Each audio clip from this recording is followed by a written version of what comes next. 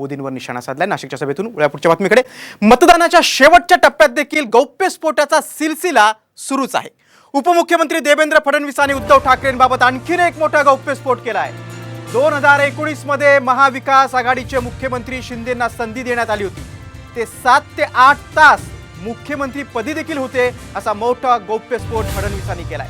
मात्र नंतर कशी सूत्र फिरली यावरचा हा विशेष रिपोर्ट।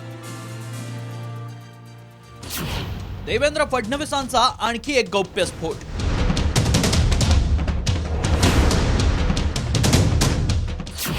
2019 मध्ये शिवसेनेचे मुख्यमंत्री शिंदेच होते।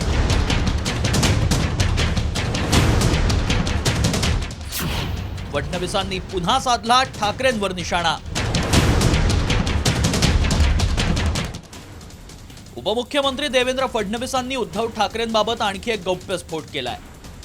2019च्या विधानसभा निवडणुकीत उद्धव ठाकरेंनी एकनाथ शिंदेंना मुख्यमंत्री पदाचा शब्द दिला होता, असा दावा उपमुख्यमंत्री फडणवीसांनी केलाय। एवढंच नव्हे तर मविया सरकारचे मुख्यमंत्री म्हणून शिंदेंची निवडही झाली होती। त्यांच्या घरी पोलीस सुरक्षाही तैनात करण्यात आली होती, असा दावा फडणवीसांनी केलाय। टाइम्स ग्रुपला दिलेल्या मुलाखतीत फडणवीसांनी नेमका काय गौप्यस्फोट केलाय पाहूया। एकनाथ शिंदे कायम पक्षासाठी एकनिष्ठ राहिले, मात्र उद्धव ठाकरे हे कट्टर हिंदुत्वाकडून काँग्रेसकडे झुकले। आदित्यला मोठं करण्यासाठी एकनाथ शिंदेंचे पंख कापायला सुरुवात केली। 2019च्या विधानसभा निवडणुकीत एकनाथ शिंदे यांनी नेतृत्व केलं। शिंदेंना मुख्यमंत्री पदाचा शब्द देण्यात आला होता।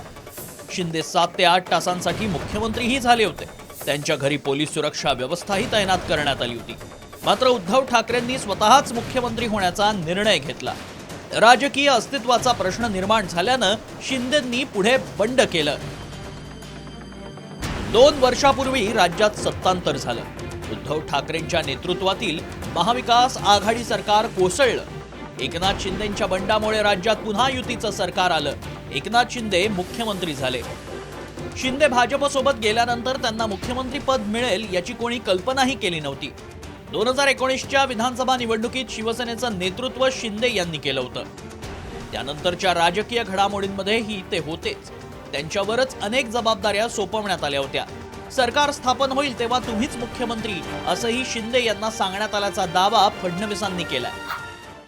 हे सगळं सांगताना त्यांनी एक नवीन मुद्दा असा सांगितला देवेंद्र फडणवीसांनी, की त्या काळामध्ये एक 7 ते 8 तास म्हणजे आता सरकार येणार आहे महाविकास आघाडीचं आणि त्याच्यामध्ये एकनाथ शिंदे मुख्यमंत्री होणार आहेत, अशा प्रकारचं एक पक्षांतर्गत चर्चा सुरू झाली होती। एवढंच नाही तर ते 7 ते 8 तासांचे मुख्यमंत्री झाले होते। त्यांच्या घरी किंवा ते ज्या बंगल्यामध्ये सरकार राहायचे आणि ठाण्यातलं निवासस्थान या ठिकाणी पोलिसांचं सगळं प्रोटेक्शन बंदोबस्त लागला होता।